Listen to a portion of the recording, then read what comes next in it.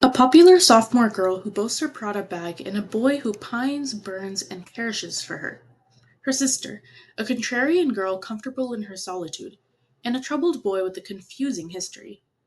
A dad who forces his daughter to prance around in a pregnancy suit, and a guidance counselor who's secretly writing a steamy romance novel.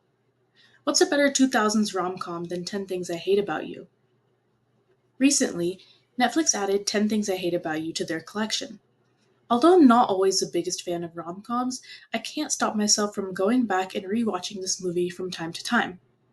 Well, why wouldn't I? It has everything we want in a rom com: complex characters, an interesting storyline, and character development that just feels right. Not too cheesy, but not depressing either. 10 Things I Hate About You hits all these marks. So when I watched this movie for the fourth time, things appeared to me that I hadn't seen before.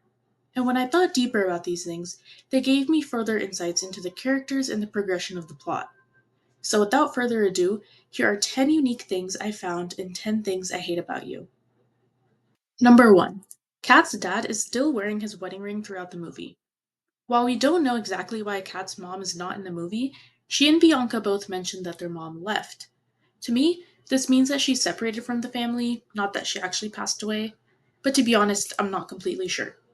Either way, the fact that she left harmed the entire family's mental health. While the sisters constantly bickered, often due to the fact that their mom could not step in between, the father also faced a lot of loneliness and struggles.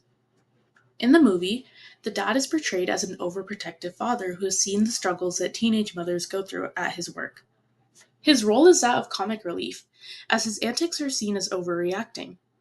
However, I think their dad has a deeper reasoning behind his overprotectiveness. Without his wife's help, he has to make sure both of his daughters are safe and happy, and this is probably a huge weight on his shoulders. I think that he dearly misses his wife and may even be living in denial about her disappearance, and that's why he's still wearing his wedding ring. And now, this is kind of besides the point, but I want to add how much I love the relationship between the father and his daughters. Specifically, I like how honest and vulnerable he is with Kat at the end of the movie.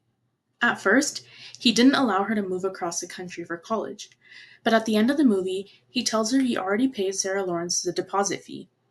In an emotional and tender moment, he explains to Kat how fathers don't want to be on the bench in the lives of their daughters. Although he didn't always agree with Kat, he enjoyed taking part in her life and shaping her growth as a person. Perhaps he's feeling sad that his daughter will be leaving him soon, similarly to how his wife left. Number 2. When Kat is jamming out to beats at Club Skunk, she seems to be wearing her mother's pearl necklace. Earlier in the movie, she was upset at Bianca for wearing these pearls.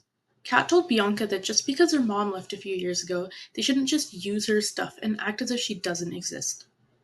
But the fact that Kat also wore this pearl necklace symbolizes her own struggles with dealing with her family. While she misses her mother a lot and reacts with anger at Bianca, she too wants to feel close to her mother, and therefore she wears a necklace. One of the reasons that I can come back and watch this movie over and over is because of how many side plots exist. Romance and quote unquote taming the wild shrew is not the main objective of the movie. There's a lot of emphasis on societal issues such as the patriarchy and gender roles, friendships, and familial relationships, as we see here.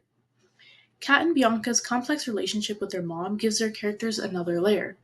While the girls are growing as people and they navigate high school, they're also dealing with difficult events that occurred in the past. Number 3. So now we have to talk about him, Joey. Obviously, we know he's not the perfect guy.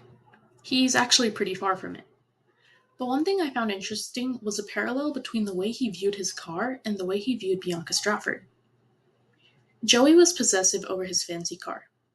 He even told Bianca and Chastity to be careful with the leather when they were sitting in the car. Joey views his bright red, fancy convertible as a status symbol. The thing most important to Joey is looking cool and popular, which fits with the imagery of his car. Similarly, Joey views Bianca not as a person herself, but as a status symbol. When making the bet with his friend to quote unquote get Bianca, Joey shows us that he sees Bianca as an object to be conquered. So, Joey cares about and validates Bianca's external characteristics, but he doesn't view her as a person deserving of respect. One example of this is his behavior at Bogey Lowenstein's party. While Joey shows off his model face and physique, he doesn't actually care about Bianca. As soon as she walks away, he starts preening in front of literally anyone else who will watch him. So, this just shows how obsessed Joey is with impressions and popularity. Number 4. Speaking of the party, I also noticed how Joey's behavior really gets under Kat's skin. This actually foreshadows the later scene in which Kat tells Bianca that she dated Joey before Joey dumped her. Joey tells Kat that he can stay away from Bianca, but Bianca probably won't stay away from him. Shortly after, Bianca follows him around and ditches her sister. Hurt by this event, Kat starts binge drinking and dances on top of the dining table, much to the other students' surprise. I think this small moment sent Kat into a spiral of worry for her sister because she saw Bianca making the same mistake that Kat herself made freshman year. This scene really speaks to me because it shows the complex familial relations in this movie that we often see in real life as well. Throughout the movie, Kat and Bianca are constantly bickering with each other. Kat thinks that Bianca should be authentic to herself, while Bianca thinks that Kat should try and get along with other people more. They throw verbal jabs at each other, and it sometimes seems like they don't care about the other.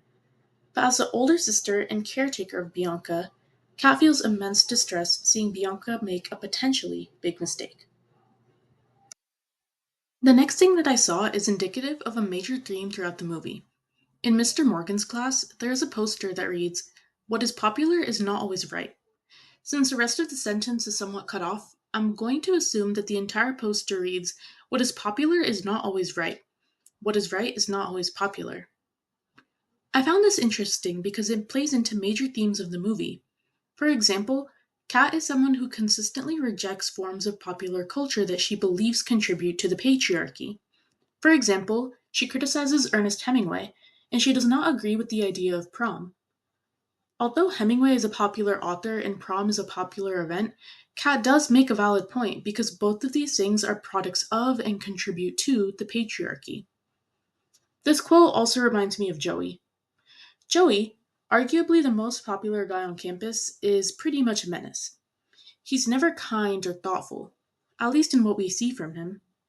He criticizes Kat for her opinions, only cares about his popularity, and eventually gets punched in the face twice by Bianca for his past actions.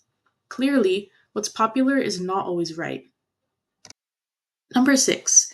The next thing you may have missed in this movie happens during my favorite scene.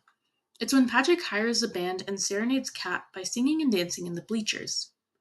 While we do get upset at Patrick for getting paid to take Kat out, it seems that he gives close to $300 to the band for his performance.